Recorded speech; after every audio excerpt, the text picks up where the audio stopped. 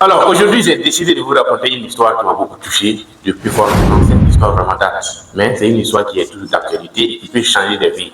Voilà, donc, reste attentif vraiment jusqu'à la fin de cette histoire parce que cette histoire m'a beaucoup fasciné, m'a beaucoup impressionné. Voilà, vous voyez, c'est l'histoire d'un chef du village qui voulait vraiment trouver un successeur parmi ses enfants. Parmi les enfants du village, le chef a vu que vraiment, il ne va pas attendre sa mort avant de trouver un successeur. Il a décidé vraiment de trouver un successeur avant sa mort. Et à partir de là, il a décidé de passer un test. Il a demandé à tous les enfants du village qui voudraient devenir vraiment chef du village de venir se présenter volontairement. Et avec ça, il a eu 10 candidats qui voudraient vraiment passer le test, qui voudraient vraiment devenir des chefs. Voilà, mais le chef sait qu'il ne peut pas regarder le visage d'une personne et puis le nommer chef du village. Non, il va falloir qu'on passe par un test pour vraiment vérifier, pour voir c'est qui détient les qualités d'un chef, c'est qui peut diriger ce village. Donc c'est à partir de là que le chef a décidé de donner à chaque enfant 3 graines de maïs, d'aller semer. Et effectivement, chaque enfant a pris la graine pour aller semer. Voilà, chacun a semé de sa manière et puis commencé à arroser. Le chef a donné de rendez-vous un mois. Parce qu'après un mois, quand même, une graine de maïs qui était semée, quand même, après un mois, on peut vraiment voir. Donc, le chef a ordonné que chaque personne doit mettre ça, doit semer la graine de maïs dans un pot, c'est-à-dire dans une boîte où on peut vraiment amener les jours de test, les jours d'évaluation. Effectivement, chaque enfant a compris. Arrivé à la maison, chaque personne a trouvé vraiment sa boîte et il a commencé à semer la graine. Tout le monde a semé. Donc, les enfants ont commencé à arroser la graine, arroser jusqu'à le premier jour, deuxième jour, troisième jour, quatrième jour. La graine ne poussait pas. Et comme la graine ne poussait pas, ils ont décidé de changer ces graines-là par d'autres graines. Et effectivement, quand chaque personne a changé, après 3 jours seulement, la graine de maïs a commencé à pousser dans le pot, il a commencé à germer.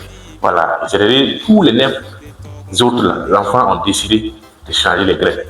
Malheureusement, bon, il y a un enfant, sauf un seul, qui a décidé de ne pas le faire. Voilà. Les autres, ses camarades l'ont conseillé de changer de graines pour que ça puisse pousser. Lui, il a dit non, lui, il préfère échouer, la chefferie, que de mentir, ou que de trahir, ou que vraiment de tromper le chef. Il a décidé de ne pas changer la graine, mais il continue d'arroser quand même. Malgré que pour les autres, ça a poussé. Voilà, d'autres, les graines, ça a déjà commencé à germer, ça a commencé déjà à pousser. Lui, cet enfant a décidé de ne pas vraiment trahir, de sauvegarder sa dignité, son honneur, pour ne pas vraiment, pour rester dans ses valeurs. Et les autres ont fait, et ça a commencé à pousser, ça a commencé à grandir. Au bout d'un mois, le chef du village a convoqué tous les habitants du village. Et tout le monde était parmi. Pendant ce temps, l'enfant qui n'avait pas, dont le maïs n'a pas poussé, commençait à trembler comme ça. Il ne voulait même pas participer parce qu'il se sentait déjà disqualifié. Pendant ce temps, les 9 autres enfants vraiment se sentaient dans la joie, étaient vraiment dans la gaieté totale. Chaque enfant amenait vraiment son maïs avec sa famille. Et chacun était vraiment bien habillé parce que se disait que vraiment il pouvait gagner, voilà, le trône. Et arrivé, le chef a appelé, a demandé à chaque enfant de venir se présenter, voilà, auprès de lui, son maïs. Voilà. Effectivement, quand ils sont allés, le chef a compté que c'est 9 enfants. Mais il demande après le 10e. Et c'est à partir de là que le 10e a levé son doigt que, ah, Sa Majesté, franchement, sans vous mentir, j'ai arrosé votre graine, j'ai fait de mon mieux pour que ça pousse. Mais malheureusement, la graine n'a pas poussé. Et nous savons tous qu'au bout d'une semaine, quand même, le grain de maïs doit toujours pousser. Mais pour moi, c'était le contraire. Désolé, chef. Et c'est à partir de là, le chef a invoqué de le venir. Quand il est venu devant le chef, il commençait à trembler, il commençait à pleurer par déception totale. Et c'est là, le chef s'est levé et devant tout le public, dire, cher public, vous savez, effectivement, j'avais demandé à chaque personne de m'apporter, vraiment d'aller arroser la graine. Et effectivement, pour les 9 personnes, ça a bien marché. Mais laissez-moi vous dire que pour l'enfant dont la graine n'a pas poussé, à partir d'aujourd'hui, est promis roi. Et tout le monde applaudissait. Tout le monde ne comprenait pas. Parce qu'il y a eu un moment de silence. D'autres s'inquiétaient, mais chef, vous n'avez pas été un homme de parole.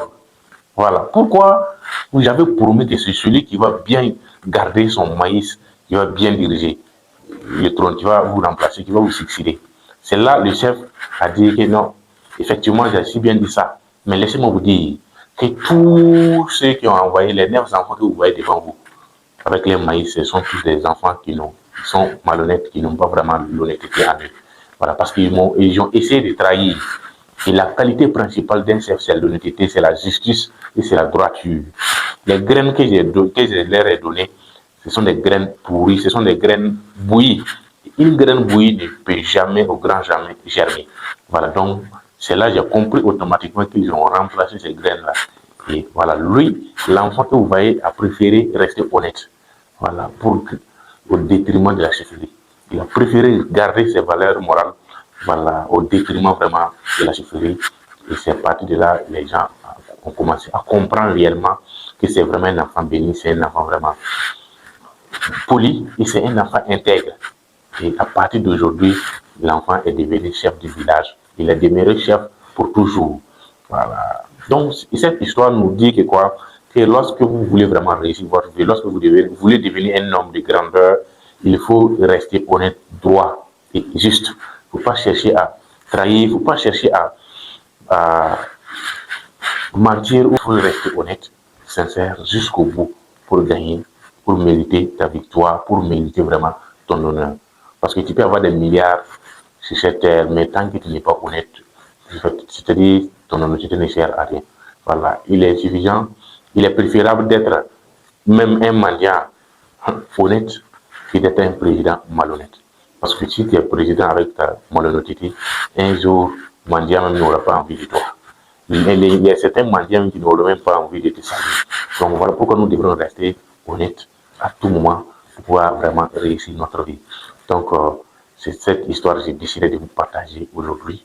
Donc restez honnêtes, enseignez l'honnêteté à vos enfants et vous allez voir qu'ils seront des grands dirigeants, ils seront des grands hommes de demain et ils vont vraiment sauver votre honneur. Voilà, nous sommes au terme de notre vidéo. Si cette histoire t'a beaucoup fasciné, t'a beaucoup impressionné, n'hésite pas à me donner un pouce bleu et surtout active la cloche de notification et partage aussi la vidéo pour tes amis pour conscientiser et sensibiliser vraiment ton entourage. Merci beaucoup. Mon nom c'est Fabrice, je suis manager commercial. Voilà, à très bientôt. Ciao, ciao, ciao. Bye bye.